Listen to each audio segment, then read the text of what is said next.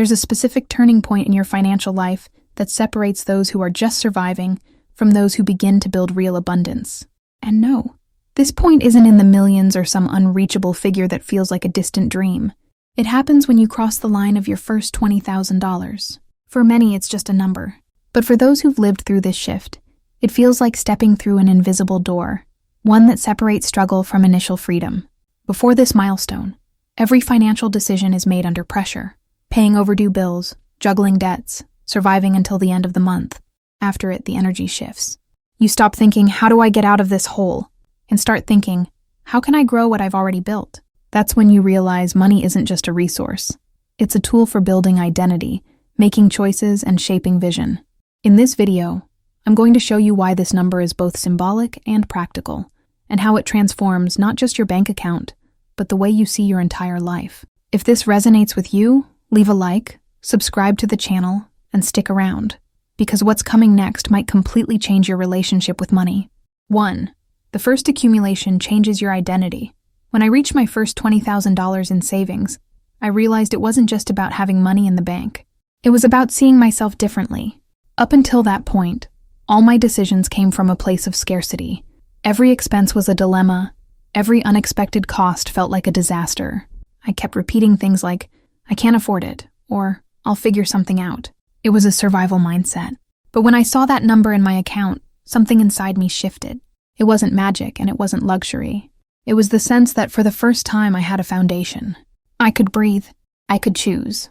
And more importantly, I could see myself as someone who had built stability with my own two hands. That new identity gave me the confidence to negotiate, to say no to jobs that didn't value me, and even to take calculated risks that used to feel impossible. The big truth is that money doesn't create value in you. It reveals the value you were already building. That 20 grand didn't change who I was. It showed me who I could be when I stopped living in constant crisis mode. It was like that number became a mirror. When I looked at it, I didn't just see digits. I saw the discipline, the sacrifices, and the courage that got me there. This milestone teaches us that wealth doesn't start with luxury. It starts with the identity you adopt when you build your first meaningful reserve. That's when you begin to act like someone who isn't at the mercy of luck, but driven by intentional choices. Comment: my financial identity is beginning to shift. This phrase seals your commitment to recognizing that every step toward your first accumulation isn't just about money, it's about who you're becoming. 2. The weight of debt disappears and the power of choice is born. Before saving my first $20,000, I lived in a debt cycle. Even when I managed to pay one off, another was already waiting. It felt like running on a treadmill, lots of effort, going nowhere. Every bill didn't just carry interest, it carried the constant feeling of falling short with myself. When I finally crossed that mark, it wasn't just financial relief, it was emotional liberation. I remember the day I realized I could cover an unexpected expense without panicking. I didn't have to call the bank. I didn't have to split it into endless installments. I just handled it. And that night, for the first time in years, I slept deeply, without the anxiety that comes from always owing. That's when I understood. The true value of the $20,000 wasn't just in the bank account, but in the peace of not being a hostage to the next problem. With debt no longer dominating my thoughts, something new emerged: the power of choice. I could invest in learning, take on projects only if they made sense, say no to things I once said yes to just for the paycheck. Having financial grounding didn't make me a millionaire overnight, but it gave me the freedom to say yes and no without fear of going without tomorrow. This is the turning point no one talks about. Money doesn't just buy things, it buys peace of mind. And when your mind is no longer consumed with surviving, it finally has space to create, to plan, and to grow. Comment: my freedom begins when I choose without fear, because the real shift isn't in the number itself, it's in the autonomy it represents. 3. Money starts working for you. Back when I was still struggling to save $100 or $200, every expense felt like a threat. If anything was left over, it was quickly eaten up by some urgent need. But once I passed the $20,000 mark, something shifted. I realized that money doesn't just sit there, it can work for me. That realization changed everything. I remember opening my account and for the first time seeing that I had options. I could put it into a fund, buy stocks, invest in learning, or even set some aside for a new project. It was like discovering that the number wasn't just a result, it was a tool. Until then, I saw money as something that slipped through my fingers. From that point on, I saw it as a seed. The best part? I didn't need to make any grand moves. Small investments started generating returns, not just financially, but emotionally too. I felt in control. When I spent on a course, I realized I wasn't just multiplying my money, I was multiplying my skills. When I invested in simple assets, I saw every cent quietly working for me, without draining my energy. That's the hidden power of your first accumulation.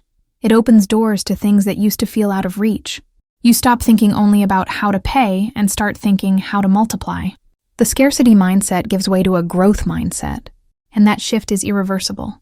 Comment, my money is my seed. By writing this, you reinforce the belief that every saved amount isn't an end, but the beginning of a cycle that can sustain your freedom. 4. You learn to say no without guilt. Before saving $20,000, I accepted every offer that came my way. A poorly paid job? I'd take it. An expensive outing I couldn't afford? I'd go anyway, just to not feel left out. The fear of not having tomorrow made me say yes all the time. But that constant yes didn't come from generosity. It came from insecurity. I wasn't choosing, I was reacting. When I reached my first 20 grand, I realized I could say no without guilt. I remember turning down a job that paid little and demanded too much. In the past, I would have taken it without a second thought. But this time, with my savings as a safety net, I simply said, no thanks. And it was liberating. I didn't need to justify it. I didn't need to make up excuses. I just chose. That's one of the greatest powers money gives you. The ability to align your decisions with what truly matters, without being dragged around by fear. Every no I said created space for better opportunities, healthier relationships, and more meaningful experiences. I discovered that saying no wasn't losing. It was protecting my time, my energy, and my goals. And believe me, people notice when your energy changes. When you stop accepting just anything, the world starts offering you more. Because you radiate confidence, clarity, and value. That's the invisible ripple effect of having a financial cushion. You stop selling yourself short because you finally know your worth. Comment, my no is also wealth. Because every time you choose with intention, you're affirming that your life is no longer driven by scarcity, but by abundance. 5. Your relationship with money stops being emotional and becomes strategic. Before my first $20,000, my relationship with money was full of emotion. I felt anxiety from not having enough, guilt when I spent, and fear when I checked my balance and saw red numbers. Every financial move was a roller coaster of feelings. I wasn't making conscious choices. I was reacting to whatever the moment demanded. When I hit that milestone, I noticed something new. I could look at money objectively, strategically. It stopped being a monster in the closet and became a partner on the table. I remember the day I sat down with a notebook and divided the amount into categories: investments, savings, education, leisure. For the first time, I wasn't fighting money. I was managing it like someone leading an important project. That shift in attitude was a game changer. I learned that it wasn't about how much I made. It was about how I handled what I had. With $20,000, I realized too much emotion is expensive. Every impulse spend is a step backwards. But when I treat money strategically, every dollar multiplies. Every decision becomes part of something bigger. That's when my mindset changed. I stopped spending to numb myself and started investing to grow. Courses, books, tools, mentorships. Everything became intentional, not out of fear, but out of purpose. This is the real turning point. When money stops being an emotional weight and becomes a tool for building something meaningful. Comment, I use my money strategically. That phrase is a reminder that every financial decision is a brick in the life you're building. Someway the silence of scarcity gives way to the voice of vision. Before saving $20,000, my life was filled with constant noise. Daily worries like, can I pay this? What if I run out? Or how will I manage? Buzzed in my mind. The mental noise was so loud I couldn't think beyond the immediate. Dreaming felt like a distant luxury. My vision of the future was drowned out by the urgency of the present. But when I crossed that financial threshold, I noticed a different kind of silence. It wasn't the absence of problems, but the absence of anxiety. Suddenly, my mind had space to dream. I started writing down plans that extended beyond the next month. I envisioned my career years ahead, thought about bigger projects, even trips that once seemed impossible. It was like money had opened a window, and for the first time, I could see beyond survival. That silence is powerful because it unlocks creativity. When you're no longer stuck in scarcity, you discover the energy to imagine, to plan, to build. The ideas that had been buried under financial stress finally had room to grow. And this vision wasn't fantasy. It was grounded in real security, allowing me to think big without feeling like I was fooling myself. 2 months after hitting that number, I noticed my conversations had changed. I wasn't just talking about bills anymore. I was talking about projects. I wasn't complaining about what I lacked. I was discussing what I could create. The silence of scarcity had made space for the voice of vision. Comment: I choose to live by vision, not scarcity. This phrase marks the shift from being a prisoner of the immediate to living guided by a conscious future. 7. Your goals stop being small and start being bold. Before saving my first $20,000, my goals were timid. I told myself things like, if I can just pay all the bills this month, that's enough. Or, if I have a little left at the end, I'll be happy. These were survival goals, shrunk by the fear of wanting too much and being disappointed. But when I hit that milestone, something changed. I realized I could, in fact, aim high. I remember opening my notebook and, for the first time, writing goals that gave me butterflies, investing in my own business, reaching 6 figures, building a solid emergency fund. At first, I'll admit, I was scared. That old mindset whispered, "That's too much, it's not for you." But I was no longer trapped in scarcity. I had proof, real proof that I could accumulate, and that proof gave me the courage to go big. What's interesting is that the bigger my goals became, the more my discipline grew. Because big goals require clarity. You can't live on autopilot when you decide to build lasting wealth. Every daily choice started to be measured against the future I was designing. And little by little, what once felt impossible began to feel within reach. That's why I say, the first 20,000 is the trigger for healthy ambition. Not that empty ambition to impress others, but the strategic kind that expands your vision and your capacity to achieve. Comment: my goals are big because I've grown. By writing this, you affirm the courage to stop shrinking your dreams and claim the space your new financial reality allows. 8. Your image begins to reflect your new reality. Before the $20,000, my appearance reflected the rush and the scarcity. I'd throw on whatever clothes I found, speak with hesitation, avoid standing out in professional settings. Deep down, I believed how I showed up didn't matter, because my financial reality was still fragile.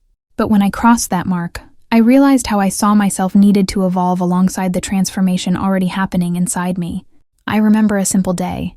I had a meeting, and before leaving the house, I thought to myself, I want my presence to communicate clarity and confidence. I chose my outfit with more intention, straightened my posture, spoke more assertively. It wasn't about spending more or pretending to be someone I'm not. It was about aligning my internal language with the image I projected. And guess what? People treated me differently. They listened more attentively, respected my opinions, and saw me as someone who knew what they wanted. Money alone doesn't create presence, but it gives you the breathing room to take care of yourself, without rushing, without winging it, without running on autopilot. When you have a foundation, you start to notice that even the small details matter. How you walk, how you hold eye contact, how you present yourself. Everything communicates your identity. That alignment between inner and outer image is powerful, because the world responds to what you project. And when your presence reflects confidence, bigger opportunities come your way. Comment: my image reinforces my value. This affirmation seals the decision to care not just for your bank account, but for how you position yourself in the world. 9. You realize you don't need to explain yourself to grow. Before I had $20,000 saved, I was constantly explaining myself. If I turned down an invitation, I felt I had to justify it. If I invested in a course, I'd say, I paid in installments, it's nothing big. If I didn't buy something, I'd say, it's because I'm low on money. It was like I owed the world an explanation, as if my choices needed to be validated by someone else. Scarcity wasn't just in my account, it was in my voice. But when I reached that milestone, something inside me shifted. I no longer felt the need to explain myself. I remember deciding to invest part of my savings in a mentorship program. Before, I would have spent hours explaining why. This time I simply said, it's my choice, and it was freeing. I didn't need to convince anyone. The results of my growth would speak for themselves. I realized that abundance brings a quiet posture. You don't need to announce it or ask for permission. Money gives you the confidence to move forward, even if others don't get it. And paradoxically, the moment you stop explaining, your results speak louder than any justification. This is one of the greatest gifts of your first 20,000. The freedom to live your path without carrying the burden of proving anything to anyone. You become lighter, more centered, and more committed to your own growth. Comment: I don't explain my growth, I live it. This phrase marks the decision to let go of needing validation and own the truth that real growth doesn't need defense, just consistency. 10. Decision becomes more powerful than intention. For a long time, my sentences started with "I'll try." I'd say, "I'll try to save a little. I'll try to invest. I'll try to get organized." Deep down, that try was a shield. If it didn't work out, I could say I gave it a shot. But that habit kept me stuck, always on the edge of change, never crossing over. When I reached my first $20,000, that kind of language no longer made sense. I knew I hadn't gotten there by accident. I'd made consistent decisions. I chose to cut back. I chose to manage my expenses. I chose to prioritize my growth. And I realized that every time I said "I decide," my body, my mind, and even the world around me responded differently. I remember a key moment. I was invited into a high-risk investment. The old version of me would have said, "I'll try to evaluate it." But the new version said, "I decide to wait, because now is not the time." It wasn't hesitation. It was clarity. The clarity that decision is strength, while intention is just desire. That's the moment everything changes. When you understand you no longer need to hide behind trying. You decide, you act, you reap. 2 extra zeros in your account don't just represent money, they represent the strengthening of who you are. Comment, "I decide, and that's enough." This phrase seals the mindset of someone who no longer negotiates with themselves and knows that every conscious decision is a brick in the structure of their freedom. Maybe you're thinking $20,000 isn't much. But in practice, it's the turning point between fear and confidence, between survival and creation, between hesitation and determination. It's not just about numbers. It's about the identity that's born when you prove to yourself that you can accumulate, protect, and grow. After this milestone, everything changes. The way you think, the way you choose, the way you carry yourself. You learn to say no without guilt, to turn your money into seed, to dream bold goals, and most importantly, to live your growth without needing to justify it. Abundance doesn't begin when you hit millions. It begins when you build the foundation that gives you clarity, calm, and the power to choose. That's the real meaning of your first $20,000.